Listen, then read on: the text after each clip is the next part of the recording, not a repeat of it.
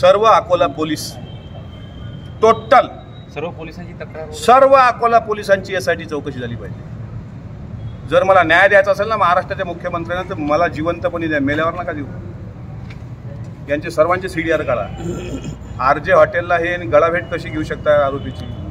एलसीबीचा कोण अधिकारी आहे जो गुंडांना मोकाट सोडतो? त्यांनी सोपं समजलं का? एक अमोल मिटकरी मरून जाईल पण न्याय घेऊनच मरेल, तसा नाही मरणार। आणि तुमच्या माध्यमातून मी सांगतोय, जर मुख्यमंत्री आणि उपमुख्यमंत्री मला टीव्हीवर पाहत असतील तर हे बरं नाही चित्र महाराष्ट्रासाठी।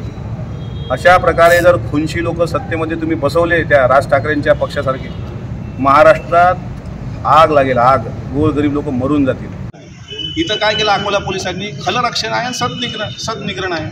म्हणजे जे हरामखोर आहेत त्यांना तुम्ही रक्षण देताय, आणि जो प्रामाणिकपणे एका संविधानिक पद्धतीनं त्या आंदोलनाला सामोरं गेला, माझ्या कुठल्याही कार्यकर्त्यांनी अकोला जिल्हा, फक्त एक सांगू, अकोला जिल्ह्यातली कायदा सुव्यवस्था बिघडू नये याकरता मला स्वतः सिव्हिल लाईन पोलीस स्टेशनचे PI अजित जाधव भेटायला आल्यानंतर मी त्यांना शब्द दिला होता की आम्ही कालचा मोर्चा रद्द करू, कारण एका मुलाचा अंत्यसंस्कार आहे।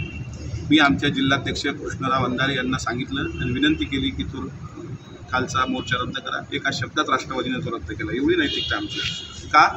पोलिसांवर आमचा विश्वास होता। काय झालं आज सकाळपासून? तो कोण टप्परशाप तिकडचा पकडला, काय गालट, त्यानं कुंडी मारली। हा त्याचा माप कुठं लपला आहे? तो साबळ्या सुटलाय, तो जाहीर बोलतोय, चिथावणी देतोय। सुटल्यानंतर एखादा आरोपी त्याला बेल भेटल्यानंतर तो अकोल्यात राहून मला धमक्या देतोय। ही काय पद्धत आहे?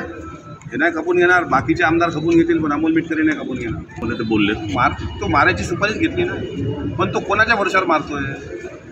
पोलिसांच्याच भरोशावर ना। एखादा किती मोठा आरोपी असला, अरे हा जर मर्द असताना मर्द, एखादा हल्ला केल्यावर कसा लष्कर येतोय बा म्हणतोय की आम्ही हल्ला केला, आम्ही ते जबाबदारी स्वीकारतो। हे मर्द आहेत का? मग यांच्यापेक्षा लष्कर येतोय बा बुरला। हे साले ढुंगणाले पायलावून पळून गेले। यांच्या मालकाचंच भाषण आहे की माझा सैनिक नसत होता, मग पडून काय केला तुझा सैनिक?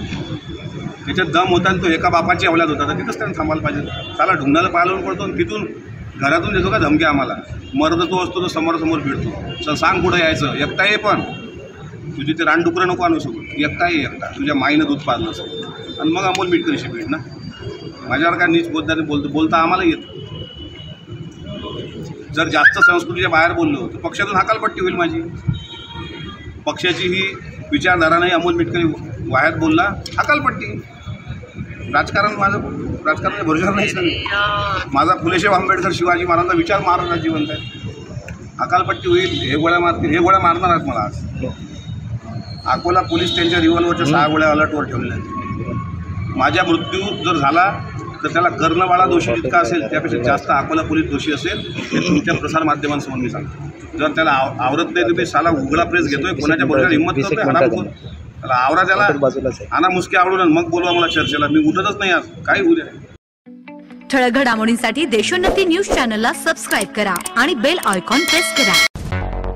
मुंबई, पुणे, नागपूर, मराठवाडा असो का विदर्भ, राजकीय, सामाजिक, शैक्षणिक क्षेत्र असो का क्रीडा, सर्वच घडामोडीचे विश्लेषण पाहायला विसरू नका। फक्त देशोन्नती न्यूजवर।